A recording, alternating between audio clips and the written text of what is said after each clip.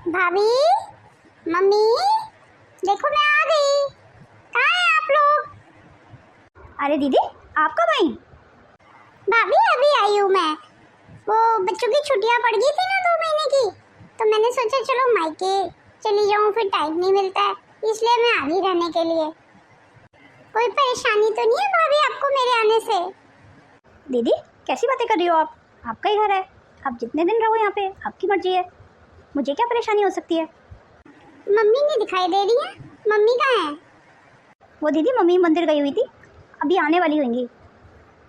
ठीक है भाभी, आप हमारा सामान हमारे कमरे में पहुँचा दो और बड़े वाला रूम ही देना मेरे को। दीदी अगर आप पहले बता देती तो मैं आपका रूम तैयार कर देती। चलो कोई बात नहीं, अभी कर देती हूँ। और अपना बैग वगैरह मैं रख देती हूँ आपका, और उसके बाद मैं नाश्ता बना देती हूँ, ठीक है? आप फ्रेश हो जाना इतने। भाभी आप एक काम करना, छोटे वाले रूम में आप अपना सामान रख लेना, मुझे बड़े वाला ही रूम देना, क्योंकि मैं छोटे रूम में रह नहीं सकती हूँ, मुझे आदत नहीं है ना छोटे रूम में रहने की। ठीक है दीदी, आपको मैं बड़ा रूम ही दे देती हूँ, मैं अपना सामान वहाँ से हटा देती हूँ।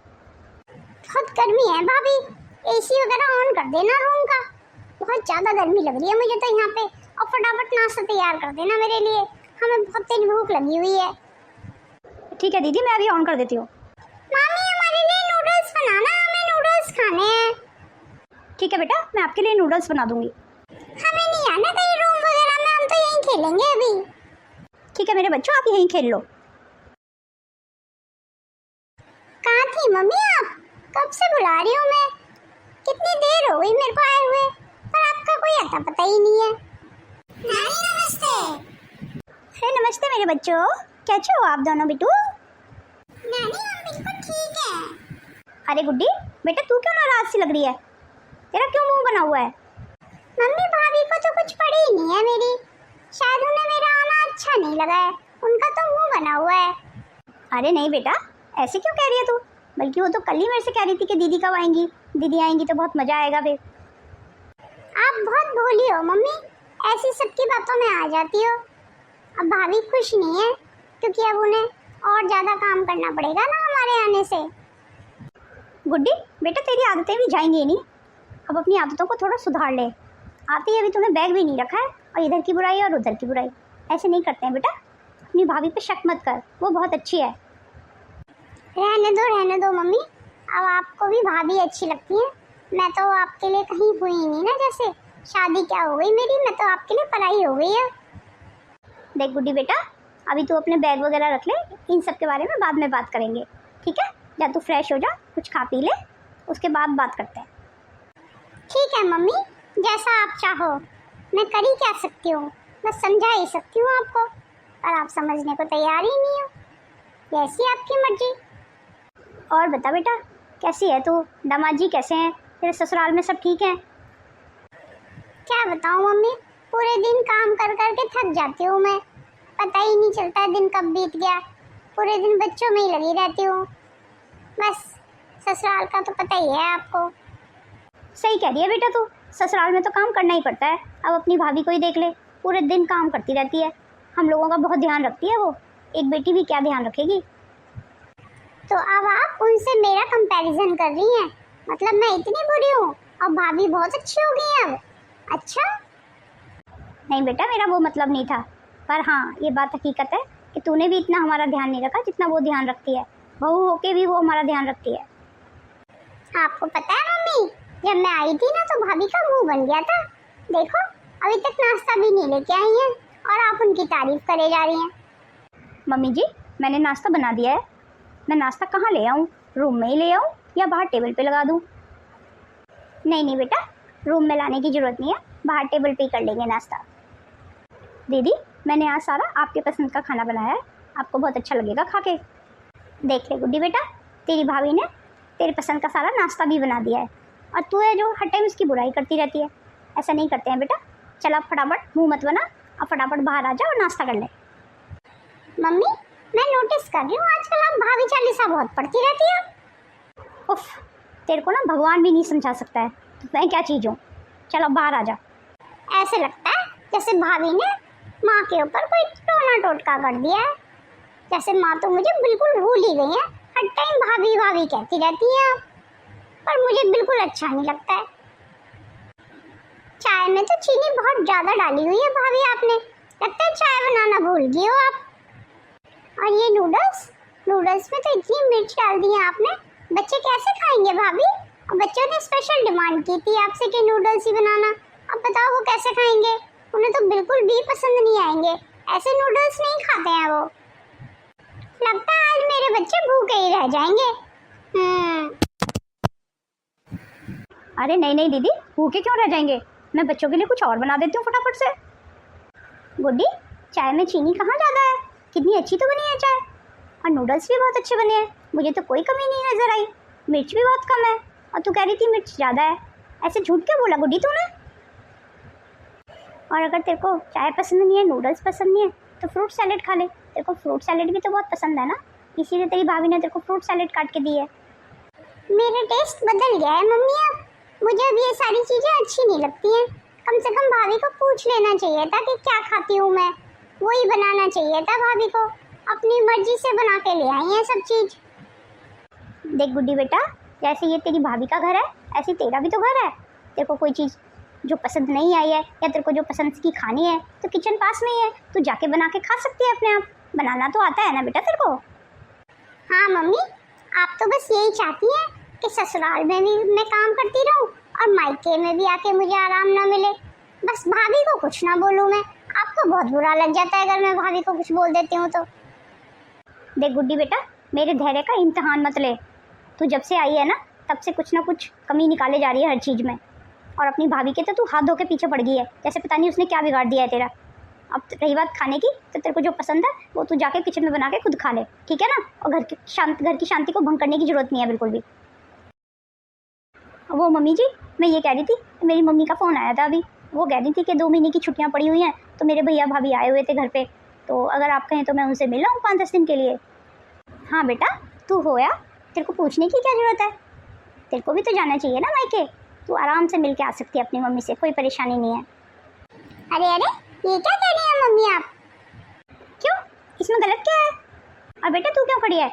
जा तू अपनी पैकिंग वगैरह कर ले, और तू भी होया अपने मायके, क्योंकि अभी गुड्डी है यहाँ पे, तो वो मैं और गुड्डी मिलकर संभाल लेंगे। ठीक है मम्मी जी, धन्यवाद। ये क्या किया मम्मी आपने? मैंने क्या किया?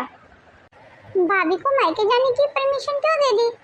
अब सारा काम मुझे करना पड़ेगा। मेरे को तो मायके में भी आराम नहीं है।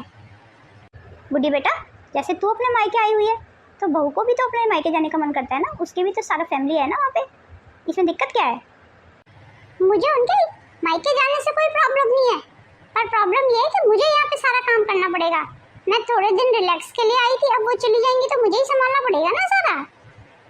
अच्छा, तो काम की परेशानी है ये सारी? काम ना करना पड़े बस तेरे को? क्या सी बातें करती है गुड्डी तू? 5-10 दिन में क्या फर्क पड़ जाएगा बेटा? कोई बात नहीं है, मैं कर लूँगी, तू मत करना कोई काम। तो मम्मी सीधा सीधा कह दो ना कि मैं अपने ससुराल चली जाऊँ। ऐसी बातों को घुमा क्यों रही हो तुम? तुम्हें अच्छा ही नहीं लग रहा है कि मैं यहाँ पे रहूँ? तेरे को जो समझना है ना तू समझ, तेरा कोई कुछ नहीं कर सकता। और देख गुड्डी, कान खोल के सुन ले, घर की शांति को भंग करने की कोशिश मत कर। तेरी भाभी यहाँ पे पूरा काम संभालती है, और 5-10 दिन अगर वो चली जाएगी तो कोई आफत नहीं आ जाएगी। और मुझे इतना भी पता है कि तू ससुराल में कितना काम करती है। तेरी सास ऐसी परेशान नहीं रहती है तेरे से। घर को कैसे संभालना है, बड़ों की कैसे रिस्पेक्ट करनी है, वो अपनी भाभी से सीख। तूने भी कभी हमारी इतनी सेवा नहीं की जितनी उसने हमारी सेवा की है, समझी तू? ठीक है मम्मी, मैं सब समझती हूँ। आप तो उनकी ऐसे तरफदारी कर रही हो जैसे अब आपकी बेटी वो ही है। मैं तो हूँ ही नहीं कहीं। मेरी शादी क्या हो गई, मैं तो बिल्कुल पराई हो गई आपके लिए। देख गुड्डी बेटा, कभी कभी अपने भी पराए हो जाते हैं और पराए भी अपने बन जाते हैं, ये तो मानने वाली बात है। जो जैसा समझे, अब किसी की सोच को तो हम बदल नहीं सकते ना। ठीक है मम्मी, बस यही सुनना बाकी था मुझे। ठीक है, अब तू ज़्यादा गुस्सा मत कर। जब भाभी से पूछ ले, वो जा रही है तो कुछ चीज़ की ज़रूरत तो नहीं है उसे। या देख ले, अगर कुछ खाना वगैरह बनाना है तो वो भी देख ले किचन में जाके। क्या अब मेरे को किचन में खाना बनाना पड़ेगा? देखो मम्मी, ये काम मेरे से नहीं होता है। मैं नहीं बनाऊंगी किचन में खाना पाना, मुझे बिल्कुल पसंद नहीं है। बहुत गर्मी लगती है किचन में। बस यही फ़र्क है तेरे में और बहू में। उसने कभी मना नहीं किया, और तू एक टाइम में ही मेरे मुंह पे ही जवाब दे रही है। इसीलिए मैं उसे इतना प्यार करती हूँ, समझी तू? मुझे ऐसे लगता है मम्मी जैसे आप चाहती नहीं हो कि मैं यहाँ पे रहूँ। तो आप डायरेक्ट बोल दो ना मुझे कि अपने ससुराल चली जा। तो मैं चली जाती हूँ फिर अपने ससुराल। गुड्डी बेटा क्यों शोर मचाया हुआ है इतना? बाबूजी अब आप ही समझाओ इस गुड्डी को, मैं तो थक गई इसे समझा समझा के, मेरे तो बस से बाहर है अब। प्रणाम बाबूजी।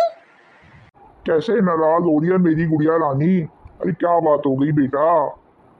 देखो दादू, मम्मा तो हर टाइम अब भाभी का साथ देती रहती है, मेरी तो उन्हें कुछ पड़ी ही नहीं है।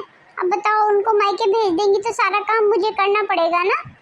अब मेरे को बिल्कुल आराम नहीं मिलेगा। थोड़ा सा आराम लेने तो मैं हम मायके आती हूँ, अब वो भी मेरे नसीब में नहीं है, तो मुझे गुस्सा नहीं आएगा। देख गुड्डी बेटा, घर की शांति को बनाए रखने के लिए सबको बराबर का अधिकार मिलना चाहिए। जैसे तू अब अपने मायके आई हुई है तो बहू भी तो अपने मायके जाएगी ना, उसकी भी तो पूरी फैमिली है ना, उसे भी तो अपनी फैमिली की याद आती है ना। अगर मैं उसे नहीं भेजूंगी, अगर उसको मना कर देती हूँ, तो वो ये नहीं बोलेगी कि गुड्डी दीदी भी तो आई हुई है यहाँ पे, तो वो क्यों आई हुई है फिर?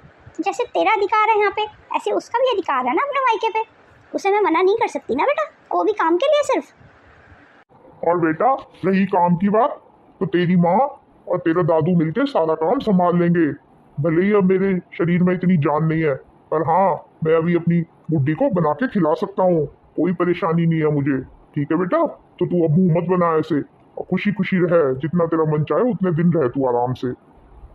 ले बता, अब तेरे को शर्म तो आ नहीं रही होगी कि तेरे दादू इस उम्र में बोल रहे हैं कि काम की कोई परेशानी नहीं है, और तू जवान खून होके बोल रही है कि तेरे को काम करने में दिक्कत है।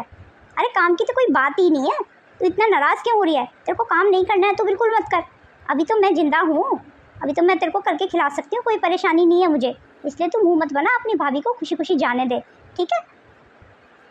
अरे मम्मी रहने दो, मैं बाद में हुए होंगी, मिलके ही तो आना है, तो मैं बाद में मिलाऊंगी, उसमें क्या दिक्कत है? 10 दिन रहो वहाँ पे या 2 दिन में मिल के आ जाओ, तो कोई बात नहीं है, आप परेशान ना हो। मैं जो है नहीं जाती हूँ, फिर कैंसिल कर देती हूँ अपना। नहीं बेटा, अब तेरा प्रोग्राम बनाया है जाने का, तो तू अब कैंसिल मत कर, तू खुशी खुशी जा। अरे काम का क्या है, 5-10 दिन मैं भी तो संभाल सकती हूँ, कोई मेम्बर थोड़ी रही हूँ अभी, ठीक है? जा तू अपना, कैंसिल मत कर। ठीक है मम्मी जी, जैसा आप चाहो। और अब तू जा अपने कमरे में, ऐसे मुँह मत बना, जो भी तेरे को खाना पीना हो मुझे बता देना, मैं बना के ले आऊँगी, ठीक है बेटा? नहीं मम्मी, मेरी गलती थी, मैं थोड़ा डर गई थी कि शायद आप भाभी को ज़्यादा प्यार कर रही हो, मुझे नहीं। पर अब मुझे समझ आ गया कि एक सास को आपकी तरह ही होना चाहिए, तभी घर में बैलेंस रह पाता है। अगर आप मेरी सुनती और भाभी पे गुस्सा करती मेरे भड़काने से, तो घर की शांति पूरी भंग हो जाती। आपने बिल्कुल सही किया मम्मी, घर की शांति ऐसे ही बनी रहती है कि दोनों तरफ बैलेंस होना चाहिए, बेटी की तरफ भी और बहू की तरफ भी। और रही बात काम की, तो मम्मी अब मैं समझ गई हूँ कि काम करना चाहिए, काम से ऐसे जी नहीं चुराना चाहिए। मैं और आप मिलके सारा काम कर लेंगे। बल्कि आप बैठो, आप मुझे बताओ क्या बनाना है, मैं भी बना के लाती हूँ। और हाँ बेटा, जैसे तेरी भाभी अपने ससुराल में तालमेल बिठा के रखती है ना, ऐसे ही तेरे को भी अपने ससुराल में तालमेल बिठा के रखना है, तभी एक घर अच्छे से बस पाता है, घर घर कहलाता है। इस सीख को मेरी हमेशा ध्यान रखना, ठीक है मेरा बेटा? ठीक है मम्मा, मैं आपकी इस बात को हमेशा ध्यान रखूंगी। आपकी ये सीख मैं कभी नहीं भूलूंगी।